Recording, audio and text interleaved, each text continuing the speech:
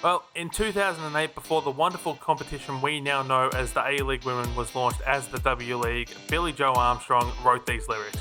Do you know the enemy? Do you know your enemy? Well, you gotta know the enemy, Ray. And it poses an interesting question. Do you know your enemy? If you're the Newcastle Jets, your enemy might be the red card. For the Brisbane Roar, it's the injury list. For Kayla Morrison, it might be FIFA themselves, as she still awaits her national team eligibility transfer. And if you're a middle six side, your enemy might just be winning and consolidating a final spot as we hit the business end of the season. On this episode of the Dubcast, part of the Round Ball Australia podcast network. My name is Poletti and Burke. Do you know your enemy? I would say it's myself. So yes, I do. I do know her. I'm quite well aware of her. She's always with me. In case people couldn't tell, I got quite inspired by the Green Day concert that I attended on Monday night. I've seen a number of podcasts lately sort of branch out into these creative intros, lyrically inspired and whatnot, and I thought I'd give it a go. So Burke, a rating out of 10? I'd give it a solid 8. Solid 8. I will take a solid 8. I certainly won't balk at that. This is not going to be a regular thing. We'll be back to my boring, bland intro soon enough. I do not have the energy to come up with one of these every single week. But Burke, as always, we start with our big storyline. So the board is yours. I would probably say my biggest storyline for this week was Sydney getting their third win of the entire season. Good for Yep. them. Yes, good for them indeed. Sydney FC 3, Brisbane Roar 2 at Leichhardt Oval on Sunday afternoon. Mackenzie Hawkesby opened the scoring in the 13th minute. Once again, playing as a striker. It shouldn't work, but somehow it is. Lainey Fryer levelled it to start the second half in the 49th minute before Marielle Hecker took the lead for the Roar in the 61st minute. A monstrous free kick from Nat Tobin that easily goes straight into the top 5 goals of the season to level it before Shay Connors picked up her first of the season in the 72nd minute. As you said, Burke, just Sydney's third win of the season, and it's also their third multi-goal performance of the season for 2 wins and 1 loss in those 3 games. Ante Juric described the win as good, speaking after the game, and that he's just concerned with 3 points each week going forward, as they've got 6 games to go, 11 points behind the top 6 and only 18 points to get. Burke, could they do it, given everything else that's going on around them? No. No. Mostly because I don't want them to, but also I don't think they can do it. I mean, look, they're finding form at the right time. Like, this was a very good performance from Sydney FC, and none of the other sides in and around that top 6 battle seemingly want to win their games. So, look, it's probably a step too far. Give them another couple of games of runway, and maybe they could have done it, but I think a little bit too little, too late. On the Brisbane Roar side of things, Olivia Sakani went off injured very early in the first half. Just came down from a leap for the ball, just trying to catch it in the air, and just completely awkwardly landed on the ground. It looked like it was a knee injury. I saw her after the game. She was already on crutches in a full knee brace. Just sort of very gingerly moving her way around the ground. And Alex Smith said post-game that he expects her to be out for the rest of the season, and we will play for you his post-match press conference now. First of all, commiserations on the loss. Must be a tough one. Yeah, look, it's kind of a good indication of where we're at the moment. I think we had 8 players out for today, so and something happens to live as well, so which doesn't really look too good. So it's just sort of the way it's going at the moment for us. I thought the girls did really well to stay in the game, score a couple goals, grab the lead, and then just silly, simple mistakes cost us, and they were able to get on top of us at the end there and score a couple goals. Yeah, when we spoke a couple of weeks ago in Brisbane, you talked about, the international break and how it was going to give you a chance to work on some things, hopefully get some players back from injury. You get Hayashi on the bench, but then, Sakini goes down, 30 minutes into the game, if that. Must be tough to be dealing with at the moment. You get someone back and another one goes out. Yeah, for sure.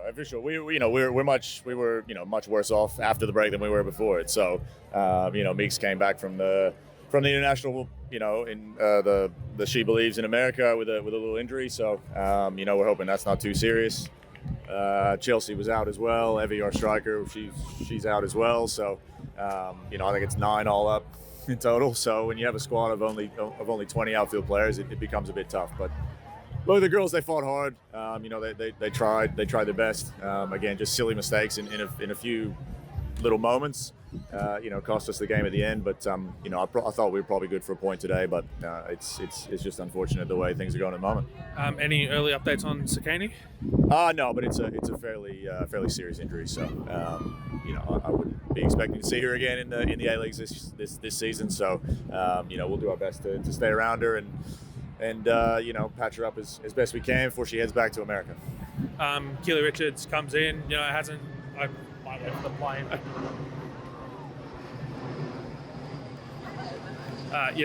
Coming in off the bench, hasn't really played any football, and puts out a good performance like that. What's that do for you, knowing that someone who hasn't played, has no game time, has been able to come in and actually, at least keep your side in the game? Yeah, look, it's the value of having a good number two. I thought she made some big saves, especially in the first half. Second goal was an absolute worldie. I don't care who you are, you're not saving that. So, but of course, it tends to happen against us at the moment. So, but no, really pleased for Keels to get some action, and she'll obviously be called upon from now on. So really happy for her. I don't know how number two goalkeepers do it, really, to be honest. I don't know how they stay kind of fresh and motivated and all that sort of stuff. So happy for her to get some minutes and essentially do well as well. It's a very tight middle of the table. How do you sort of go about turning this form slump around as you get into the back end of the season and still hopefully find a way into finals and maybe get a home final at Perry Park? Yeah, look, we got 2 home games coming up, so that's pretty big for us. We've been good at home this year. It's a case of all hands on deck and backs up against the walls, and we just gotta turn it around, keep working hard. There's still enough quality in the team that we are putting out there to win these games. So as was on show today, again, just a couple of lapses in concentration and a couple of moments killed us. Already talked a little bit about Hayashi back in the squad. Didn't end up coming onto the park. Was it just sort of because of Sakini's injury early? Did you accidentally get the substitution windows wrong or something like that, or is she just not ready to? No, she's not ready. She's thereabouts. She came down as sort of a kind of last resort type player because there was essentially nobody else. We signed obviously a Molly during the week as an injury replacement from QAS. So it was really all hands on deck today, and I'm proud of the effort. It just wasn't enough. And Burke, I mean, potential end of season injury for Olivia Sakini. Look, I'd be surprised with 6 games to go if she finds her way back, even finals. Like, if you've got someone like Sian Fryer out with what appears to have been a slightly less worse injury, even though she needed surgery, I can't imagine Sakini's going to make a comeback. Yeah, and it's really unfortunate because I think she's been quite good for Brisbane over the course of the season so far. It looked really like innocuous what she did because she literally just went up for the ball and landed. But I guess it goes to show how stupidly fragile human bodies are. You can do something as simple as jump and the whole thing gives out on you. Lovely stuff. Once again, spruiking I think we should abolish knees from the human body belief. My latest conspiracy theory, I think. I'll work out how to make it a conspiracy theory. Just give me some time. But yeah, horrible stuff, especially considering she's here on loan from the US, so she was due to go back in a couple of weeks anyway. Awful stuff. I hope it ends up not being as serious as it looked. It won't be. Like, it will end up being as serious as it looked, unfortunately. But I can still hope. I can still dream. Yeah. But yeah, I wish her all the best for the recovery from whatever that was, if it's as bad as I'm thinking it is. Yeah, so no knees, no ACLs. Is there any part of the body that we can keep at this point, Burke, or just trash it all? Not in my books. No. No, we need a Cyberpunk 2077 this and start putting like actual robot hardware. Not in the brain. I don't believe in that. But the rest of it can go. Almost like the androids in it's in the Dragon Ball universe. Yeah, Just keep our brains, and it's all cyborg exactly. bodies. Exactly. The human body cannot be trusted. It's just useless, honestly. Well, Dr. Giro, we got a job for you. Keely Richards comes in, has had virtually no game time all season. In fact, I don't think she's played a minute so far.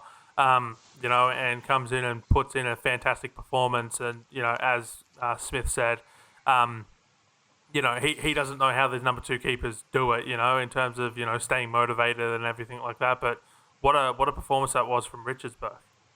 Yeah, it was really impressive to see her come in and just kind of dominate as much as you can in the circumstances. Obviously, there was nothing she could really do about that Nat Tobin goal. I don't think I don't think even the like sheer force of God could have stopped that goal. Like that goal was in before it had left her boot. Um, but yeah, I think it'll be interesting to see how they adapt to having a new keeper. I'm not sure how Richards really plays, mostly because we haven't seen any of it. But yeah, I guess we'll find out how well they manage to take it. And yeah, hopefully it's good. I know, as I touched on in the audio there, Smith was hoping that the international break would, bring some players back, and clearly it's just made everything worse. And Momo Hayashi was named on the bench for this game. Alex Smith said she's not ready. She was a literal break glass in case of emergency type player. It's just not good for the Brisbane Roar at the moment, is it, Burke? And given that they've, a few weeks ago we were looking at, 1v2, City versus Brisbane as a possible grand final preview, and now Brisbane gonna make finals? I don't know. I don't know. They looked so good. And I've been thinking about this for like a few weeks now because Momo Hayashi has been out with injury for a few weeks. But they just look like, I don't mean to be mean, but they just look absolutely sourceless without Momo. Like there's no, I shouldn't say there's no flair, but there's a lot less flair. I was going to say there's none, but then I remembered that Grace Kalamu went for a backheel goal that was on target, and that was bonkers. She's 17. Where do you get the nerve to do that at 17? I certainly wouldn't have had that then. And also losing, I think, Tamika Gallup is no bueno for them because as a captain, she's huge, and as a player, she's probably even bigger. So her being out is, yeah, rubbish as well. Their injury list is insane. It makes me think of Arsenal women from a few years ago, where the bench ended up being like two actual players and the rest were just academy children. So every time the like team list would like there'd be a team squad announcement, you'd look at the list and go, who are you? And they were just children that they'd had to bump up from reserves. Um, but yeah, I hope they can get some players back in soon, and I hope Momo's back soon. Obviously, we will be getting a lot more Momo Hiyashi because she has signed a contract extension with Brisbane, which is great. Um, but yeah, I hope they find some relief soon because it's starting to look a little dire for them. I think they might have peaked too early, really, possibly.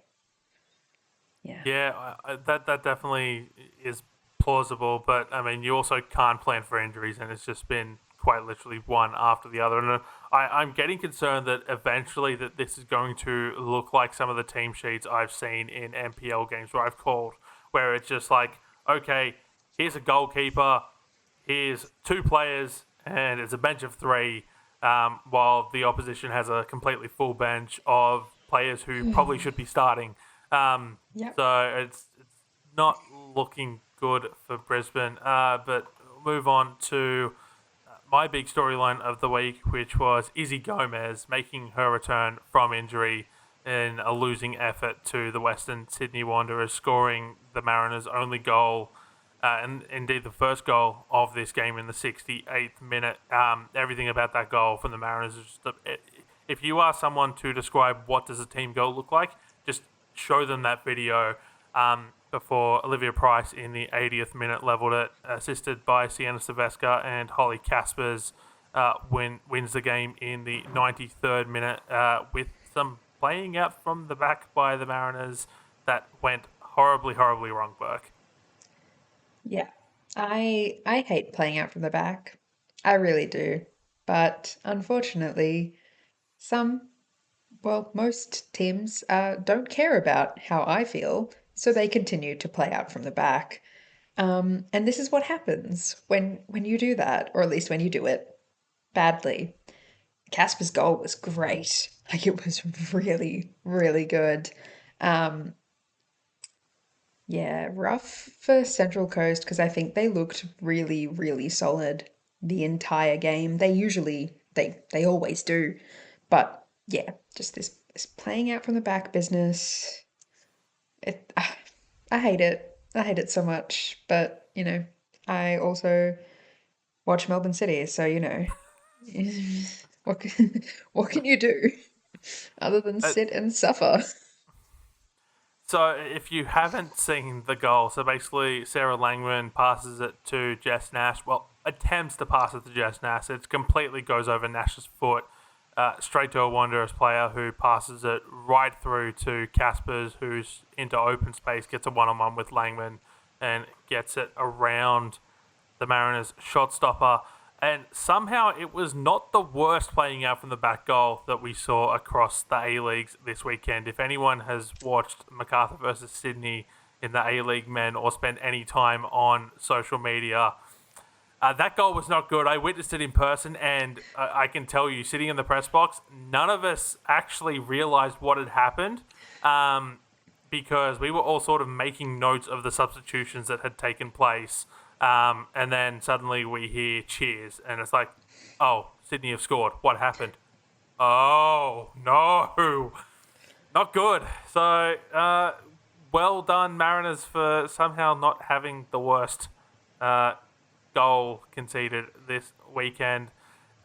With the loss, they barely hold on to sixth spot. They very superior goal difference to Canberra, +3 compared to -4, so a +7 goal difference, which is basically as good as another win at this point of the season. Burke, can the Mariners find a way to reset things and, solidify their spot inside the top six?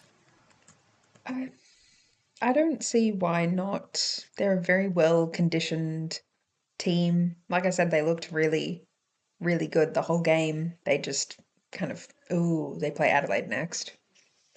Ooh, they they better be like completely on top of their game. Absolutely no slip ups. And yeah, I can see it happening. I can see it happening for them as long as they stay diligent, stay vigilant, and yeah, just kind of keep doing what they've been doing without turning their brains off in the last moment. So. The Wanderers got their fourth win of the season, Burke, and one of the positives from the game. Sienna Silvesca, still good at football. Who'd have thought? Not me.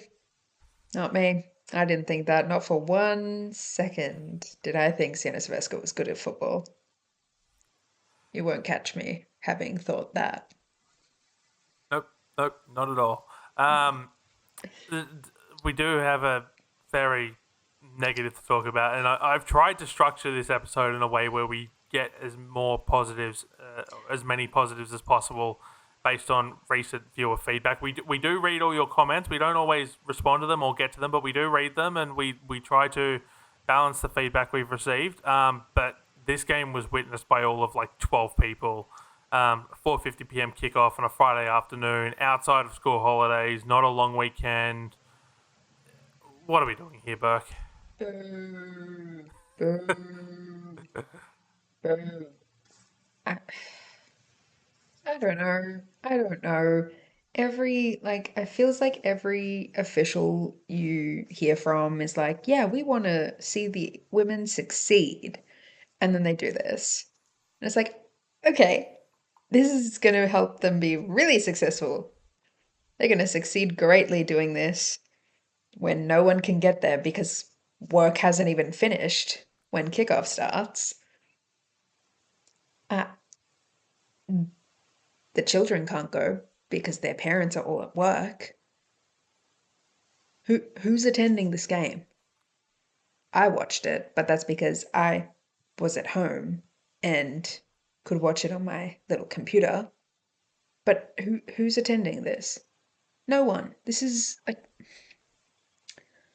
I don't know. There's only so many times we can have these conversations before I start to feel like I need to be like admitted for something. And I don't have time for that. So this sucks. I hate it. I'm always going to hate it. I'm never going to not hate it. You're never going to catch me at any point in time, even if it's school holidays, being like, yeah, we should have a kickoff at 4:50. No. Stupid. What is it that the kids would say? Utter woke nonsense. That's this. That's this. I hate it. Stop making me witness this. Stop making me perceive it. Stop making me have to watch a game at 10 to 5 in the afternoon. No one should be doing that. It's giving like rec league played on a Sunday afternoon, but it's like Div 8, not the top league in the country.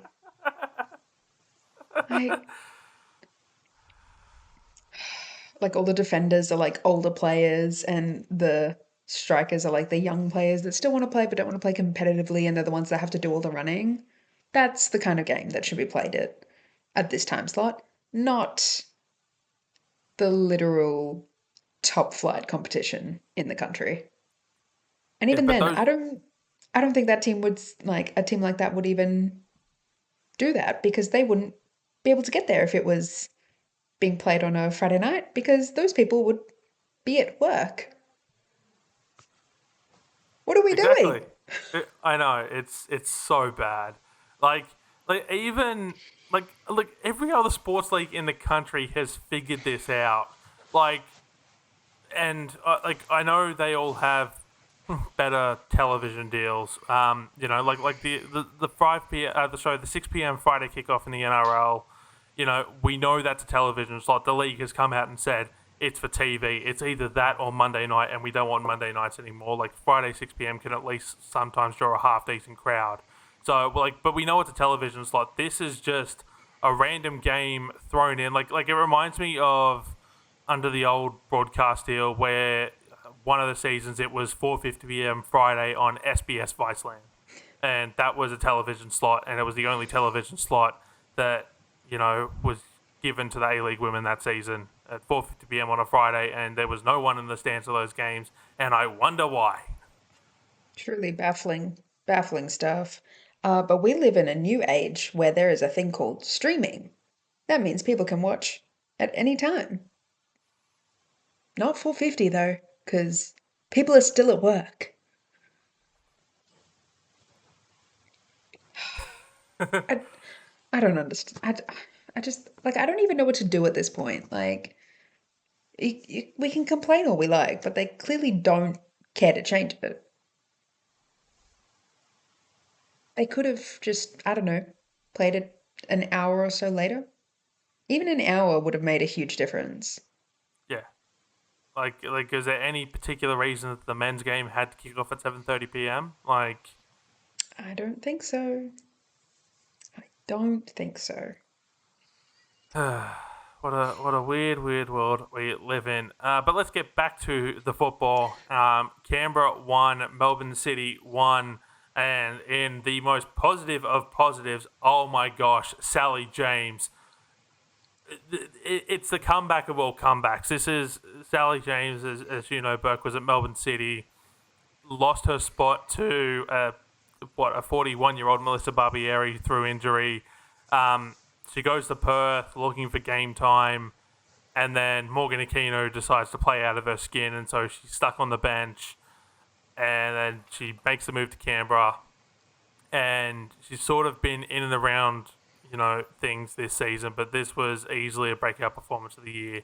Just stopped nearly everything. Taylor Otto in the 52nd minute was really the only mistake that she made all game, and it was shenanigans from a corner and a failed punch clear out essentially. For Aiden Keane equalised in the 81st minute to ensure Canberra got a point from the game. Absolutely fantastic celebration from Keane and Markovsky. But Burke, what was Melina Mires doing on that goal? She had clocked in this week for the goalkeeper silly performance, and she won the Oscar for it. Yep, every week there's a goalkeeper who decides that they're just gonna have the silliest performance. And this week it was Mires, and like I said, she won. She won. I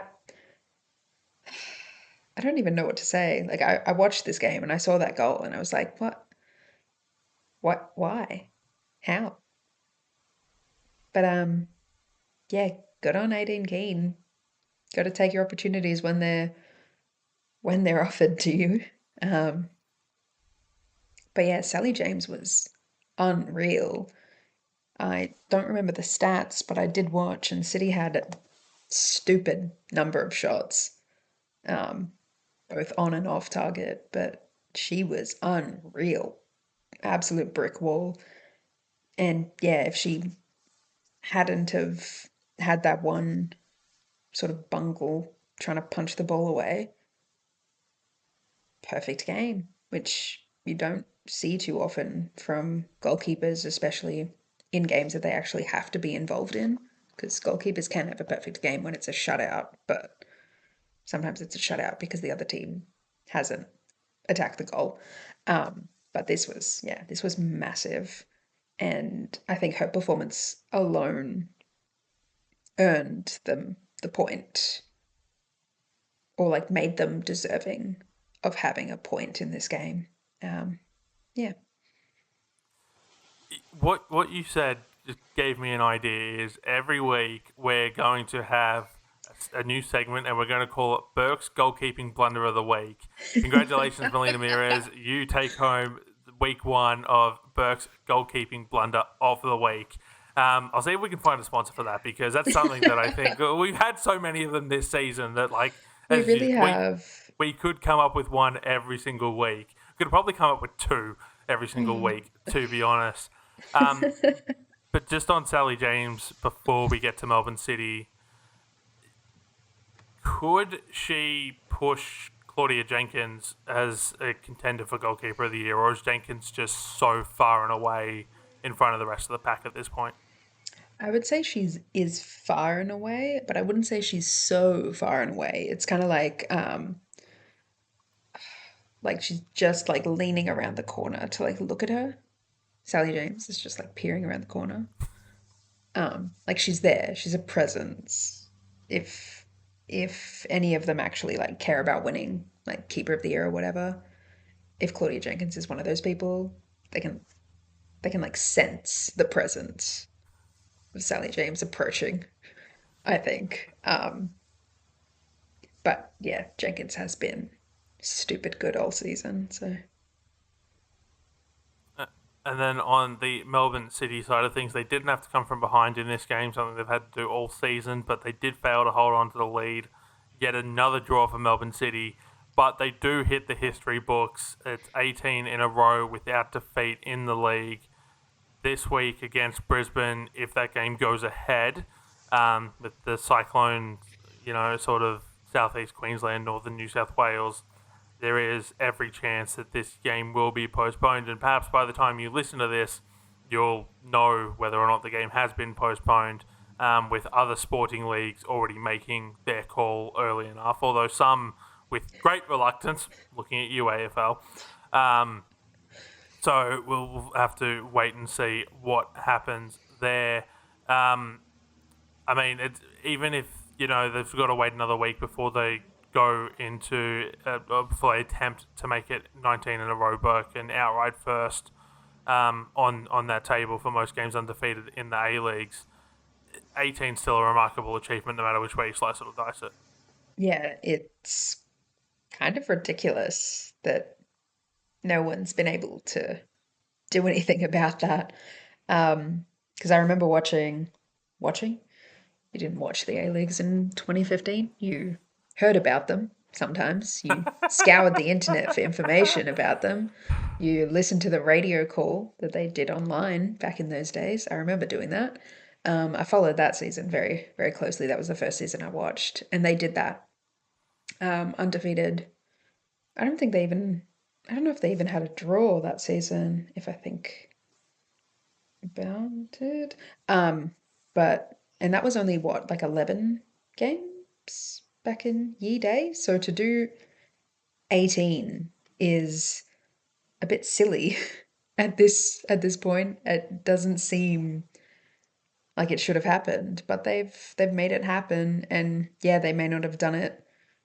Like it may not have been the prettiest, but they've still done it. And yeah, kudos to them for a huge achievement. Yeah. We had the discussion a few weeks ago. By the way, it was winning all 12 of their regular season games in the inaugural season 2015-16 for Melbourne City, and they also became champions, completing a perfect season. So undefeated in what was still the non-expansion era of the A-League women, shall we say. It was still a fantastic achievement. They're playing with fire here, surely, Burke. I know we had this discussion a few weeks ago, and we sort of picked that it might come a little bit later towards the back end of the season when they have to balance their Champions League commitments. But is the shakiness starting to show with City? Like, can they do it, or are we seeing enough from them where it's less likely that they're going to have the first invincible season in the post, home and away era? I want to say they're good for it. I'm gonna say they're good for it. I think another thing that really impacted this game was the heat, because this game was on at a stupid time in like the middle of the day, and it was 1 billion degrees. They had 4 drinks breaks across the game, which again, as it has been said before, is an indictment on the whole thing. Why you're running a game that has to have 2 disruptions each half. Why are you doing that? So yeah, I do think that also had a big impact on both sides, obviously. But yeah, I think they're good for it. I don't think they'll lose their next game to Brisbane if it gets played. Then who have they got? Then they come home for Adelaide. I think that'll be a really good game. And then they've Wellington. Then it's Wellington away, Jets at home, Glory Yeah. away to finish the season with the Champions Yeah. League game thrown in there as well. I think they're good for it. Unless Brisbane come out with something crazy or Adelaide come out with something crazy, I think they're good for it. Yeah, I can't say I disagree with that. For me, I think Wellington aren't showing enough at the moment. I think the Jets are just too inconsistent, but how much of that is because they can't keep 11 players on the park each week is anyone's guess. Glory might have already packed it in by the end of the season. For me, I think that Adelaide game definitely stands out as the, if Adelaide can win that one, pending what Melbourne Victory do, with how much Melbourne City have been getting draws this season, that could, like if Melbourne City get even a point there, that seals the premiership race, in my opinion. 3 points for Adelaide, and suddenly it's game on. So I have to wait and see what happens. But that takes us to our first listener question of the show from Dale on Blue Sky. Why was the Canberra game not moved? Would have loved to have gone, but too hot at 34 degrees. We agree. That is too hot to not only be watching football in person, but playing football in person. Why wasn't it moved? The answer is simple. McKellar Park does not have adequate lighting to suit a broadcast. I don't remember what time this game kicked off, but I can't imagine why it shouldn't have been pushed back to 6:30 or like till 6 o'clock maybe. If I pull the draw up, actually, it'll tell me what time this game kicked off. So this game kicked off at 4 o'clock. There's absolutely no reason that they couldn't have delayed this game, at least an hour, if not two, to see it through to its conclusion. We've had this discussion before. And then the second part of Dale's question, what state will Perry Park be in on Sunday? Does it have good drainage? The answer is no, it does not have good drainage. If you remember back to earlier this season, Alex Smith and Emily Husband both took to the pitch with buckets trying to drain it after it got lambasted by heavy rain, cyclonic weather. It's going to be no bueno. Like, if I was a betting person, and sadly I am, I would bet that this game gets delayed. I'm not even going to say a venue change. I'm going to say it gets delayed. Yeah, the state that Perry Park will be in on Sunday is likely underwater, completely below sea level, the entire thing, like to the tops of the stands, if they're lucky. So if you want to hold the Queensland Swimming Championships, it might be suitable for that. Right there. That would be about it. Yeah. If they're unlucky, the whole thing will be washed away down the river. But we'll see. We'll see. Actually, if there's enough damage, it might get knocked down and rebuilt into a 12,000 seat stadium. But we've got to look at the positives here. New conspiracy theory. This cyclone has been scientifically engineered by the Brisbane Roar to wash away Perry Park so they can get a new one. Yeah. There we go. There's my conspiracy theory for this week. Okay, so we need a sponsor for the goalkeeper blunder of the week, and we need a sponsor for Burke's conspiracy theories every week. This is what we need. This is what we need to do. What game do we want to go to next? Let's go to, speaking of sides, as we said, that can't keep 11 players on the park every week. Newcastle 2, Perth Glory 1. Sophie Hoban scores an absolutely ridiculously quick brace, scoring in the second minute at the 1:46 mark of the game, and then 1 minute and 12 seconds later scores again after a blistering run, passing it off to a teammate, being back to pick up the rebound to get her brace inside of 3 minutes. Burke, when you take the celebrations into account, that's like maybe 35 seconds of game time tops. Yeah, that's ridiculous. I've seen those goals. I did not realize, and I knew they all happened within the third minute, but I did not realize they were that close together. That's ridiculous. She really decided to play some really concise, complete football in those 3 minutes, and then said, "That's it. No more. We don't need any more. I've done everything I need to do." And she did. Ella Lincoln got the goal back for the visitors, but it wasn't enough as Libby Copus-Brown, around the 76th minute, got done for denial of an obvious goal-scoring opportunity. Unlike the Claudia Chico one from a few weeks ago, Burke, there's absolutely no doubt about this one. It was clear. Yeah. I don't know what Newcastle's problem is, but they love red cards. They really love them.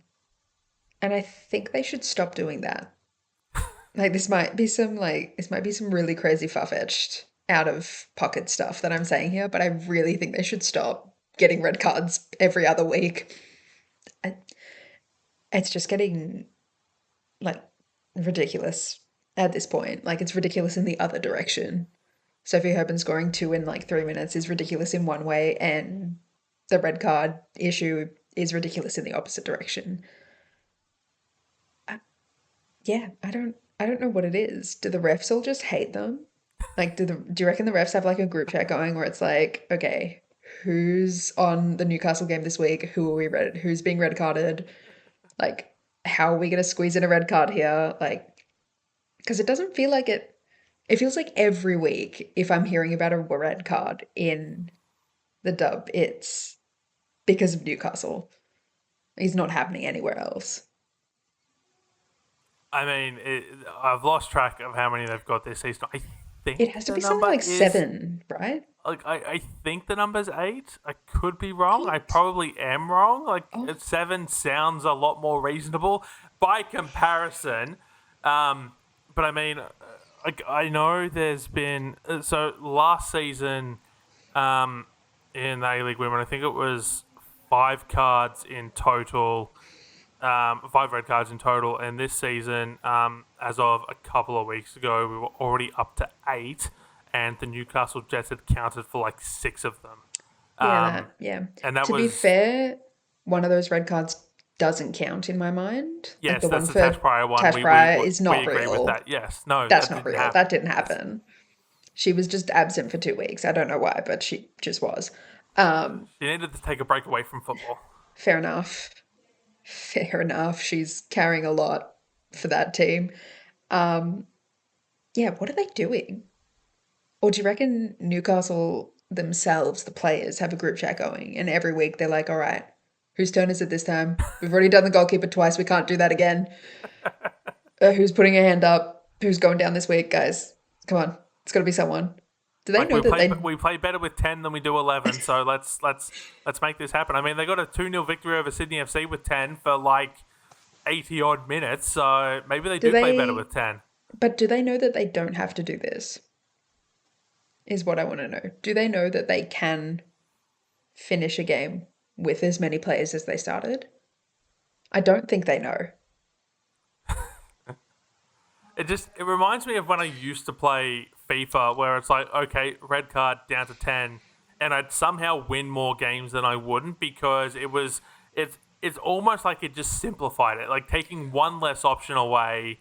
Just made it easier. It's like, okay, I don't have all these options now. It's like, right, I've got to go this pass here, that pass there. It just made it a touch easier. Like, I would never deliberately go out of my way to get a red card, of course.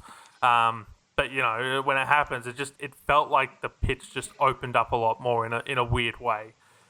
So I guess it maybe would the make Newcastle you... Jets have been playing too much FIFA. Maybe they just like that they have to lock in that bit harder, knowing that there's one less option. Maybe it's that, but yeah, they should know that they don't have to do that. You can finish a game with 11. In fact, most teams finish their games with 11 players. It's actually kind of standard. Yeah. Like, It's almost like this game is designed for 11v11, Burke, in a full-length outdoor field. groundbreaking stuff. But Western United 2, Melbourne victory. Melbourne victory 2, Western United 1 at Ironbark Fields. My apologies to the Melbourne victory and Kayla Morrison. I should never discredit Kayla Morrison. Holly Furphy opened the scoring in the 10th minute, just her second goal of the season, her first coming on debut against Sydney FC on January 24. Emily Gilnick with the own goal in the 45th minute, just before half-time. And Kayla Morrison headed from a corner in the 47th minute. The goals in this one probably should have been 3. Claudia Mijicic, a massive goal line clearance for Western United in the second half. Burke, when are we going to Switzerland to get FIFA to hurry up with this? We need Kayla Morrison in the Matilda squad. I'm actually yesterday. like, it's crazy that you say that because I'm actually looking at flights right now. Like I'm on Flight Center right now, looking for like where is it? Where's the headquarters? I know it's in Switzerland, but do we know where? Whatever. I'm just booking a flight to I'm Switzerland. just going to say Zurich because Probably. everything in Switzerland seems to be in Zurich. Why not? I'm looking at the flights right now. They're really expensive. Everything in Switzerland's really expensive. I think you have to like pay for the air you breathe there. That's how expensive it is. But yeah, I'm actually about to be in the walls of the FIFA headquarters. I'm whispering to the workers there. pass her clearance, pass her citizenship change, pass it right now. So if you don't see me for like 2 weeks, you know where I've been. But also, if anyone asks, no, I wasn't. I wasn't doing that. Not at all. But it was really nice of Victory to score all the goals in this game. Nice of them to give Western United that little gift of having a goal scored.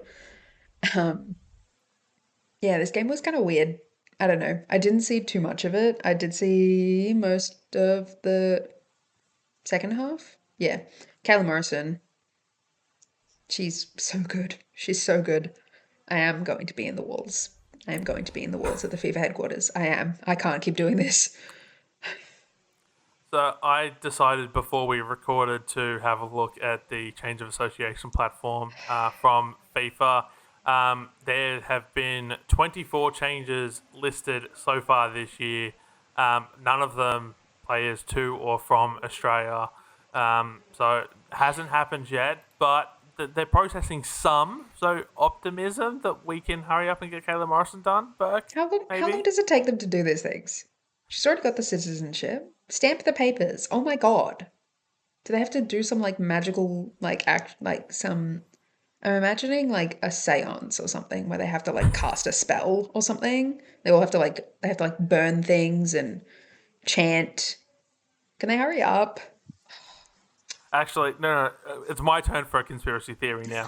The reason this has Yes. taken so long is because the paperwork's been done for weeks now. It's been done for weeks. It's sitting in like the in folder on Gianni Infantino's desk, and he has to manually sign each piece. But because he's living it up, taking photos with some of the absolute worst people on earth. That's why it He's hasn't busy. been done. He has to personally sign every single one of them, and that's why it's just sitting there at the top of the pile of the to-do list. But because he hasn't been in the office for like 6 months, it just hasn't gotten done. Take That's my that. conspiracy theory. I'll take that. Yeah. This win puts Melbourne Victory into second, 35 points, just 5 points behind Melbourne City. Burke, if I was smart, I would have pulled up Melbourne Victory's remaining schedule already. But let's do that on the fly because I'm a wonderful, wonderful person. They have Canberra at home, Western Sydney away, Jets at home, Adelaide at home, Mariners away, Brisbane at home. Are Adelaide really just going to be the side that decides the premiership race without possibly winning it themselves? I think so. That's what it looks like. And I think that's really fun for them, especially considering how historically bad they have been. We may as well give them all the power. Oh, I don't know if we've really given it to them. They've kind of taken it. And good for them. But yeah, I think Victory are definitely a lock for finals. In what capacity, I don't know, because they seem to be playing a game of like leapfrog with Adelaide between the two of them. Yeah. And yeah, RIP to Western United. It does not look good for them so much. No, but no, they are in fourth. I was just going to say, it's not that it doesn't look good for them, it's that they look so inconsistent that I can't back them, if that makes sense. Like they just like they win, they draw, they win, they lose, they draw, they lose. Like consistency. I would love to see it. I'm sure they would love to see it. It's probably not getting any better for them considering this game was Carly Johnson's last with them.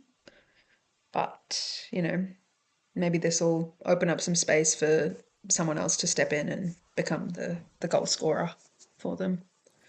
There is definitely that possibility. But Burke, do you know what else Adelaide took? What? What did They took Adelaide 3 take? points away from Pararua Park as Adelaide So 3, real. Wellington 1. Ella Tonkin, who was wearing the captain's armband, opened the scoring in the 4th minute. Olivia Ferguson equalised in the 41st minute. Claudia Jenkins well off her line for this one, a rare error in an otherwise near perfect season for for Jenkins. Lucia Leon, 56 and 86th minute for the 3-1 victory. Carolina Villau with a penalty save in the 81st minute on Fiona Wirtz. This game really should have been like 5-0, 6-0 for Adelaide Burke. It was one-way traffic, basically, this game. Yeah. Wellington have well, I don't know if they really showed up to this game. They showed up enough to score, and that goal was great. It was really good. I think Ferguson, if I'm remembering, nicked the ball like at the just before the box, and then just had enough time to like look up and be like, yeah, this is on. And yeah, it kind of sucks a bit for Wellington because they're usually so strong at home. But yeah, Adelaide were just like they were running it like the Navy. I'm afraid they were everywhere. They were on top of everything and everyone. Yeah, they look really good. Yeah, so Adelaide in third on 33 points. So top three reads Melbourne City 1 on 40, 35 in second, Melbourne Victory, and Adelaide in third on 33 points. And both Victory and Adelaide do have a game in hand on Melbourne City. This is going to, as I said, this is going to come down to like whatever happens in the two games that Victory and City play against Adelaide, isn't it, Burke? Yeah. Adelaide, you are in charge. From third on the ladder, you are in charge of who wins the premiership. So let's hope for a fantastic end to the season. In fourth, it's Western United on 26 points. Brisbane in fifth on 25 points. The Mariners in sixth on 24 points. Canberra seventh on 24 points because of the goal differences we discussed earlier. Wellington in eighth on 20 points, and sort of that really rounds out the sides, really chasing to close down those top six spots, Burke. As I touched on in the intro, none of them won this weekend. None of them wanted to solidify their spot in the top six or as finals contenders. In the case of Wellington, is this going to be a case where it's last team in because everyone else has just collapsed around them, and it's almost going to be like a Stephen Bradbury moment where it's just like, yep, we won in the last round of the season, and therefore we're in. Yeah, I can really see that happening. It feels very peak dub for us to have a club Stephen Bradbury. This like they play it nice and cool, and then at the last moment just do something stupid, because that's what you get here. Just the most ridiculous things you've ever seen, week in, week out. And we love her for it. Thank you, Dub, for everything you give us. Yes, that is indeed why we love the Dub. Wanderers in 9th and Perth in 10th, both on 15 points. Goal difference playing a part there. Newcastle in 11th on 14 points.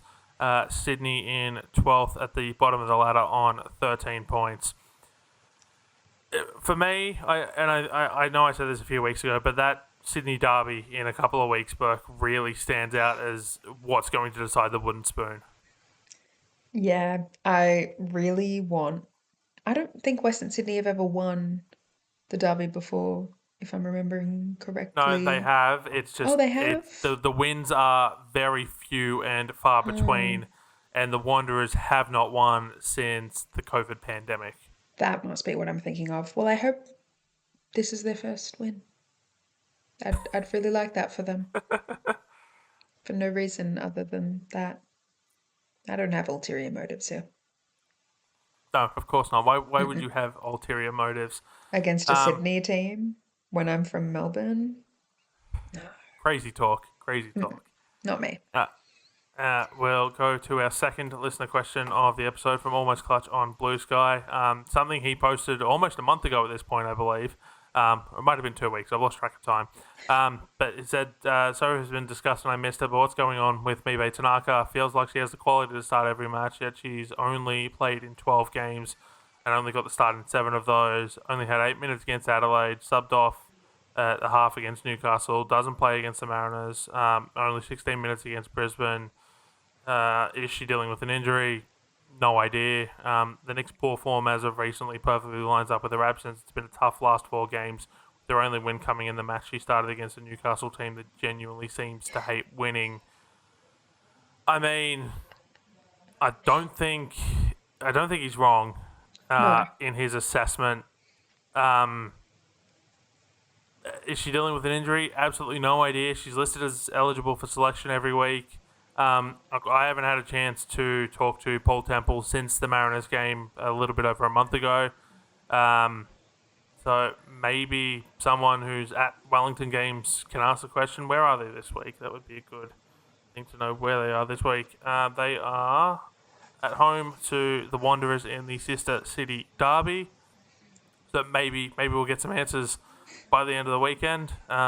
If not, they do play Sydney away in a couple of weeks. So might be able to get some answers for you then. But yeah, no answers at the moment.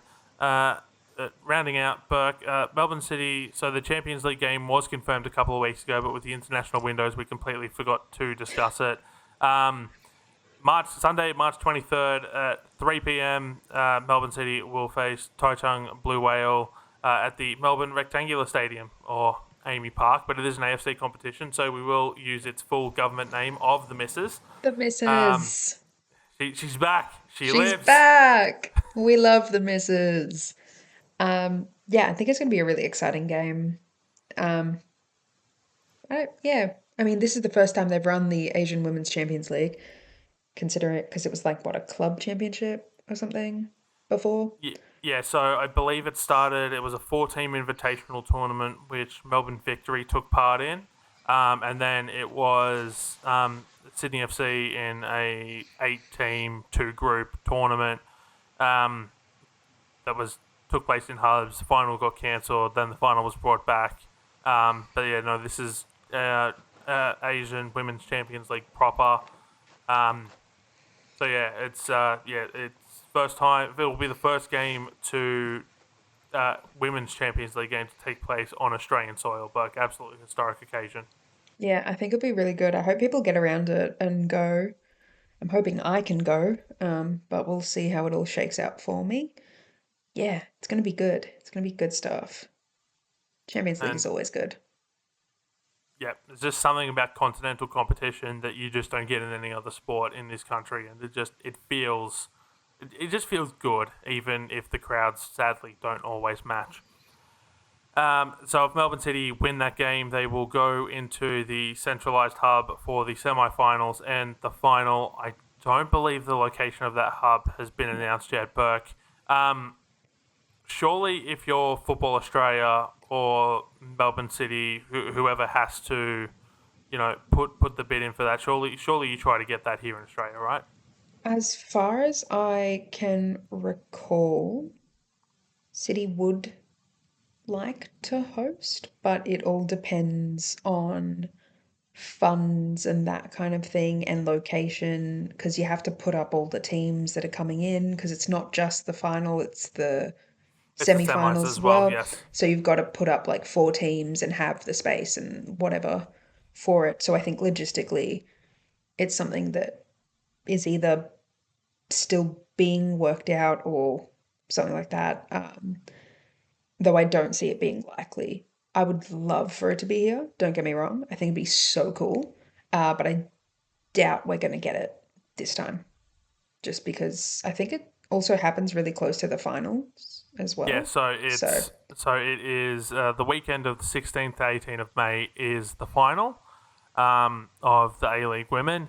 And then it's literally the Wednesday afterwards is the semi-finals, and then the final is, I believe it's scheduled for the Saturday after that. So Melbourne City, 3 knockout games in 3 days essentially, if they get all the way through to the finals in both competitions. It's going to be a big week for Melbourne City, which is why I think having anything you can do to help them out, yeah.